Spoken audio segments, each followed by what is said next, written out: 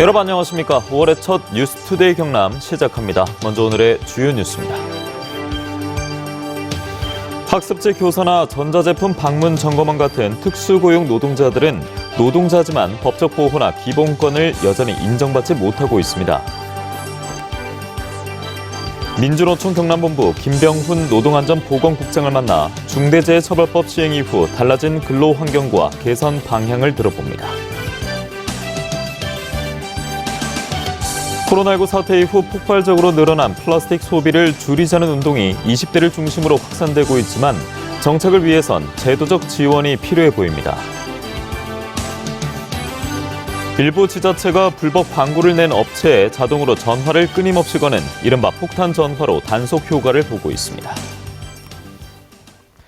노동자이지만 법적인 보호나 기본권을 인정받지 못하는 이른바 그림자 노동자들이 있습니다.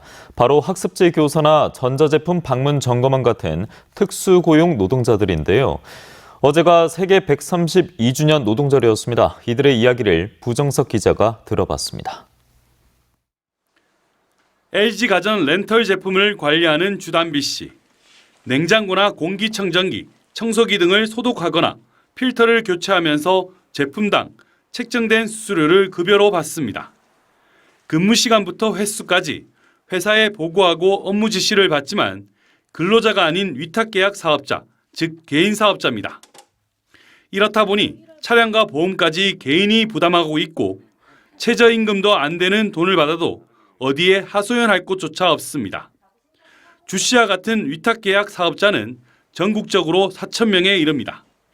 근무를 많이 할 수 있는데도 불구하고 회사에서 하루에 15개 이상은 하지 말아라.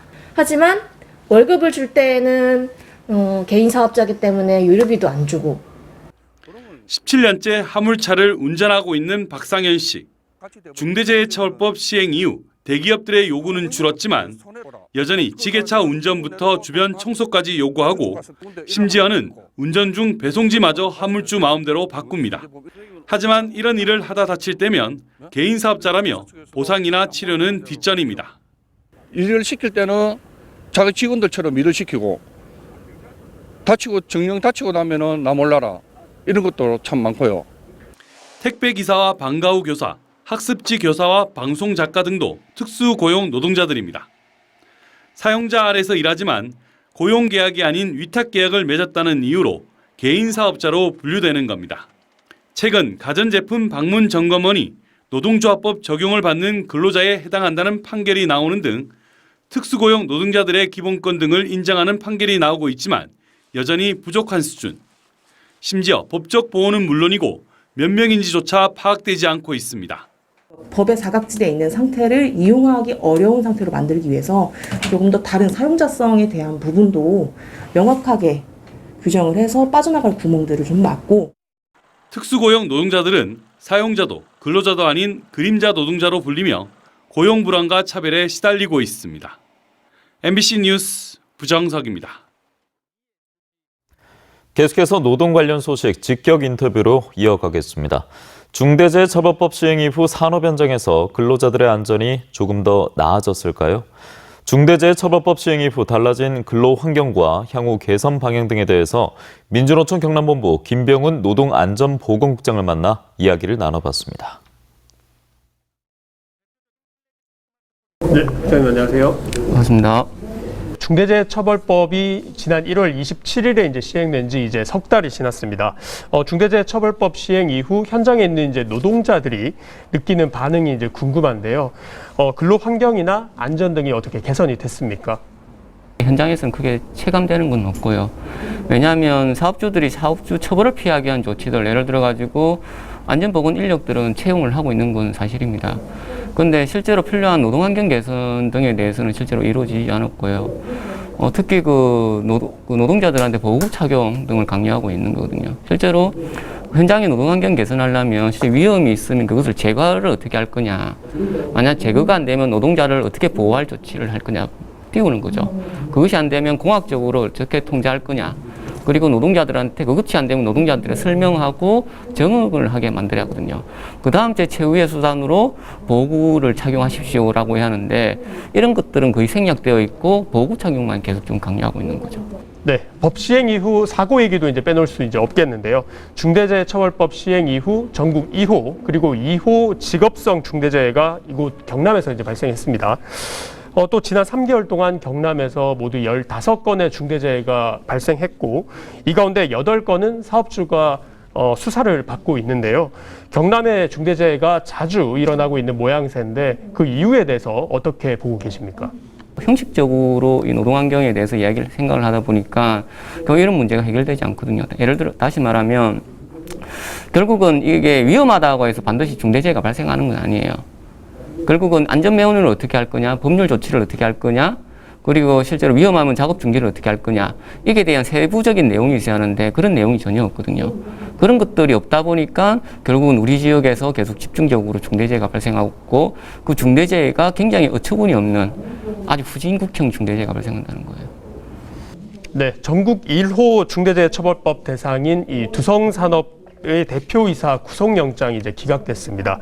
이를 놓고 노동계에선 중대재해처벌법 적용을 좀 느슨하게 하는 게 아니냐, 이런 이제 비판의 시선을 이제 보내고 계신데요. 그 이유를 한번 들어볼 수 있을까요? 수십 년 동안 그 국소 배기 장치가 없이 했어요.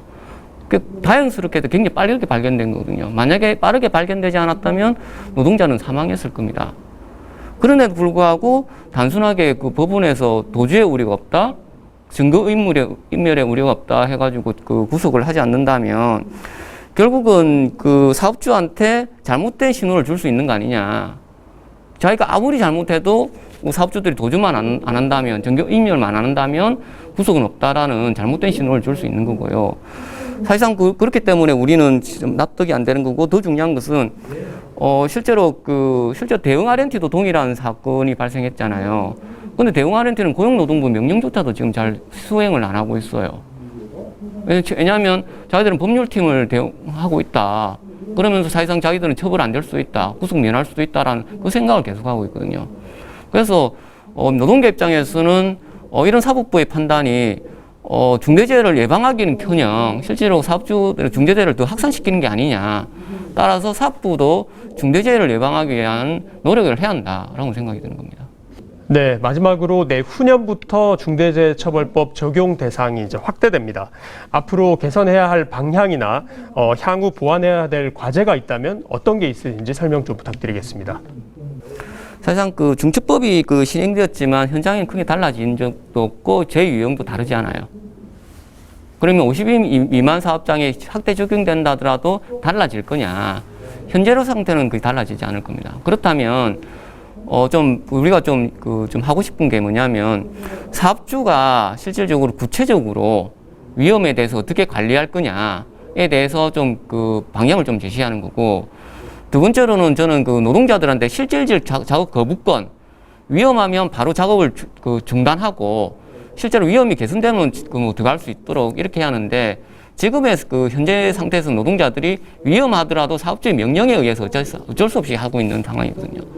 그래서 그런 부분들을 법적 보완이 좀 필요한 거고요.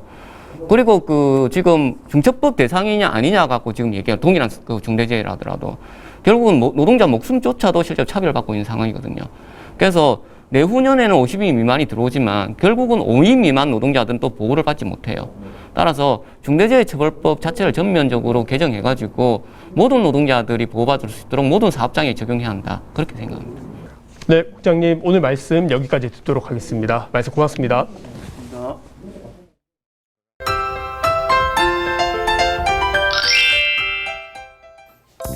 오늘 아침은 조금 따뜻하게 입고 나오시길 바랍니다. 아침 기온도 평년보다 낮고 공기도 쌀쌀한데요. 하지만 햇볕이 점점 내리쬐면서 낮 기온은 크게 오르겠습니다. 오늘 창원의 아침 기온 9도, 진주 6도로 한 자릿수 기온을 보이고요. 낮에는 창원 20도, 진주 22도 안팎까지 올라 일교차가 10도 이상 크게 나겠습니다. 오늘 대기가 불안정해지면서 일부 지역에 소나기 소식이 있습니다. 이 소나기는 양산 등 경남 동부 지역을 중심으로 늦은 오후부터 저녁 사이에 내릴 것으로 보이는데요. 비가 오면서 돌풍과 함께 천둥, 번개가 칠 가능성이 있겠고요. 또 쌀락, 우박이 내릴 가능성도 있어 안전사고에 유의하시길 바랍니다. 위성영상 보시면 오늘 고기압의 영향으로 대체로 맑은 날씨를 보이겠습니다. 우리 지역의 미세먼지 농도 좋음 수준으로 공기질 걱정은 없겠습니다. 자세한 지역별 날씨입니다. 현재 기온 보시면 함안 5도, 창원 9도, 밀양 7도 내외를 보이고요. 낮에는 밀양 22도, 양산 21도까지 오르겠습니다.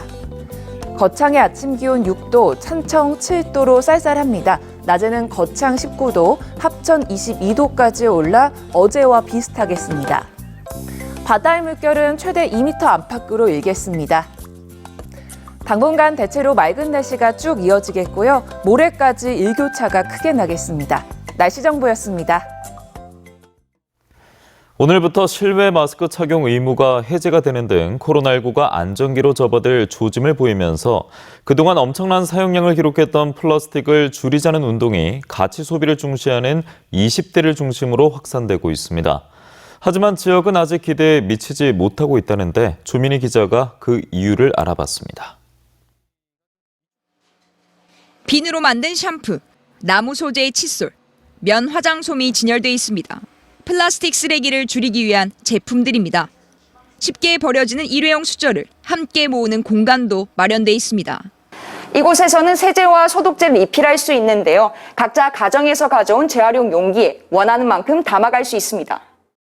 코로나를 거쳐온 지난 2년여 기간 동안 음식 배달과 택배로 인한 일회용 사용량은 엄청났습니다. 일상에서 플라스틱 사용을 줄이자는 제로 웨이스트 운동이 확산되고 있는 이유입니다. 코로나가 시작되면서 위기가 체감이 되더라고요. 학교에서 엄마들 동아리를 만들게 될 때 같이 해보면 어떻겠냐 제안을 하게 돼가지고 저희가 3년째. 특히 가치 소비를 중시하는 젊은 층에선 하나의 문화 현상으로 번지고 있습니다. 요즘에 10대 친구들 한 20, 30대 이렇게 젊은 층들은 멀리서도 일부러 찾아오시더라고요. 그 제로웨이스트 가게를 여러 군데를 돌아다니시는 분들도 계시고요. 부산의 제로웨이스트 가게는 모두 9곳. 하지만 부산에서 운영하기는 아직 좀 힘들다는 게 사장님들의 하소연입니다. 자원 회수를 할 수 있는 시스템이 많지 않다 보니까 저희는 자부담을 해서 다른 외부에 보내야 되는 택배비가 있고, 부산에는 저는 이제 나가는 단계라고 생각하기 때문에 아직까지는 인식도 그렇고 가게에 이제 좀 찾아 가야 되는 그런 어려움이 있는 것 같아요. 한편 부산 녹색구매지원센터는 지난해부터 제로웨이스트 샵 지도를 만들고 시민들이 쉽게 찾아갈 수 있도록 돕고 있습니다. MBC 뉴스 조민희입니다.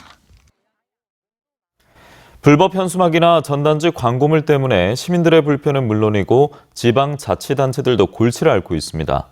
이 가운데 일부 지자체가 광고를 낸 업체에 이른바 폭탄 전화를 돌리는 방법으로 단속을 펼쳤는데 70%가 광고를 중단할 정도로 효과가 있었다고 합니다. 이용주 기자입니다.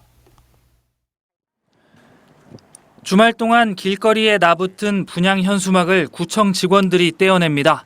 이렇게 반나절만 동네를 돌아도 승합차 뒷칸이 불법 광고물로 꽉 찹니다. 수거를 마치고 사무실로 돌아오면 공무원들은 이른바 폭탄 전화를 걸 준비를 합니다. 몇 분 간격으로 전화를 발신할지만 설정하면 불법 광고물을 뿌린 업체에 곧바로 전화가 갑니다. 해당 전화 안내는 불법 행위가 중단될 때까지 지속적으로 발신되니 참고하시기 바랍니다. 불법 현수막이나 전단지, 명함 광고를 한 업체에 자동으로 끊임없이 전화를 걸어 회선을 마비시키는 방식입니다. 국민신문고와 같은 민원 어플리케이션에 불법 광고물 사진을 추가해도 폭탄 전화 리스트에 추가됩니다. 지난해 울산 동구청 시스템에 등록된 불법 광고물을 낸 업체 번호는 229개, 이 중 70% 넘는 업체가 해당 번호를 정지시켰습니다. 사실상 영업을 그만둔 겁니다. 계속 전화가 감으로써 불법으로 게시한 그 광고물로 인한 홍보 효과를 보지 못하게. 이렇게 폭탄 전화를 돌리는 데 들어가는 1년 예산은 2, 3천만 원가량. 지자체들은 폭탄 전화가 불법 광고물로 인한 도시미관 개선과 환경오염 등의 효과가 있는 것으로 보고 운영을 계속한다는 계획입니다. MBC 뉴스 이용주입니다. 투데이 경남입니다. 고성해양 레포츠 아카데미 준공식이 오늘 오후 2시 아카데미 야외 광장에서 펼쳐집니다. 삼양식품 밀양 신공장 준공식이 오후 2시 밀양 나노융합 국가산업단지에서 거행됩니다. 고등직업교육 거점지구 사업협약식이 오후 3시 거창군청 상황실에서 진행됩니다.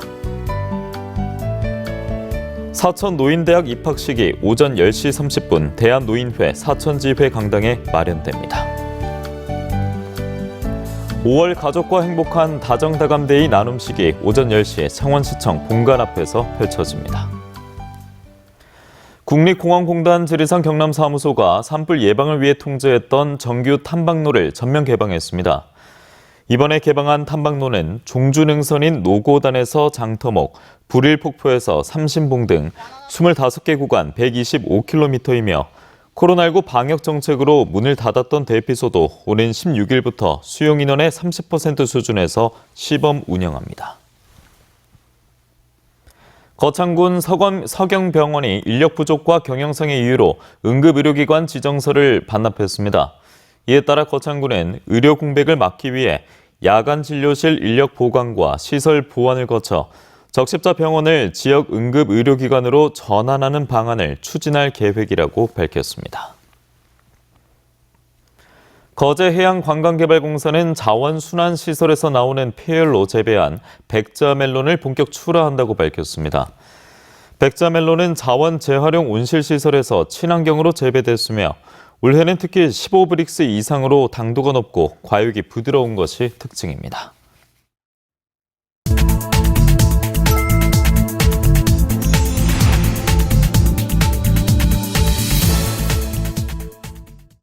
다음 소식입니다. 대통령직 인수위원회 안철수 위원장이 한국항공우주산업을 방문해 간담회를 갖고 윤석열 당선인의 공약인 우주산업 클러스터에 대해 논의했습니다. 안 위원장은 진주와 사천, 고흥 등 지역의 역량을 토대로 우주 발사체와 인공위성 관련 산업 인프라를 집적하고 우주 관련 기업들이 유입 성장할 수 있도록 지원하겠다고 밝혔습니다. 또한 우주산업 클러스터와 항공우주청 설립에 대해서는 구체적인 계획을 검토해 추진해 나가겠다고 말했습니다. 경남 지역의 마늘 재배 면적은 늘어난 반면 양파 재배 면적은 줄어든 것으로 나타났습니다. 통계청에 따르면 올해 경남의 마늘 재배 면적은 6,402헥타르로 지난해보다 11.7% 늘었고 양파 재배 면적은 3,777헥타르로 6.1% 감소했습니다. 이른 정식기까지 마늘값은 오르고 양파값은 떨어진 가격 추이가 재배 면적에 영향을 미친 것으로 풀이됩니다. 경상남도가 영화와 드라마의 도내 제작을 활성화하기 위해 2022년 로케이션 인센티브 지원 계획을 마련했습니다. 경상남도는 순 제작비 가운데 도내 소비액이 3천만 원이 넘는 작품을 대상으로 촬영 기간 지역에서 사용한 비용의 40%를 지원하며 대형 제작사들의 로케이션 유치에 나설 계획이라고 밝혔습니다.